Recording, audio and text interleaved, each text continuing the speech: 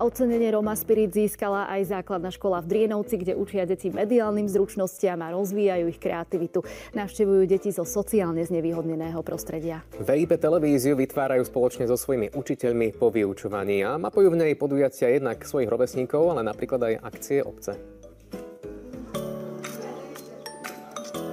Naše vysielanie vzniklo hlavne preto, aby sme tlmočili alebo ukázali nielen obyvateľom tejto obce, ale aj širokej verejnosti prácu pedagógov s deťmi z marginalizovaného prostredia, ukázať im aj naše vyučovacie hodiny, projektové vyučovanie a hlavne tie naše aktivity, ktoré s deťmi robíme.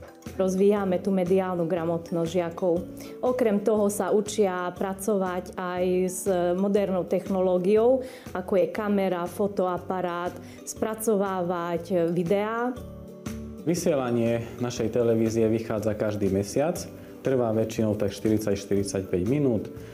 A v podstate to vysielanie nemáme dopredu tak naplánované, pretože každý mesiac sa niečo udeje, a hlavne zo života školy alebo okolia, a toto vlastne zakomponujeme do vysielania.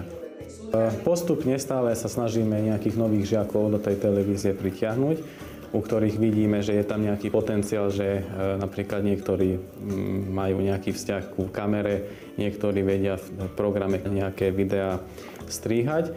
A potom máme takých najmenších, to sú tretiaci väčšinou, ktorí veľmi radi aj vystupujú pred kamerou, tak tých sme dali ako budúcich moderátorov v podstate do televízie.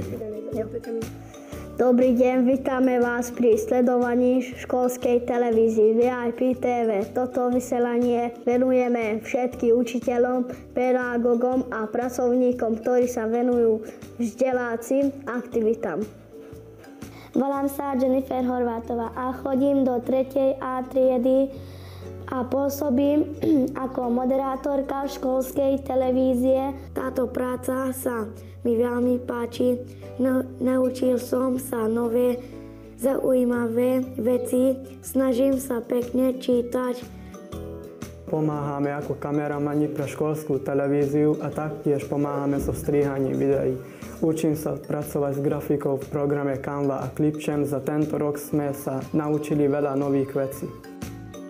Nakrúcame väčšinou život na našej škole, hlavne sa venujeme témam na vyučovacích hodinách, rôzne súťaže, kultúrne podujatia. Vysielame cez YouTube kanál a zverejňujeme na stránke školy aj na sociálnych sieťach. Veríme, že usilovnosť, tvorivosť a šikovnosť týchto detí dokážu a môžu búrať nejeden predsudok.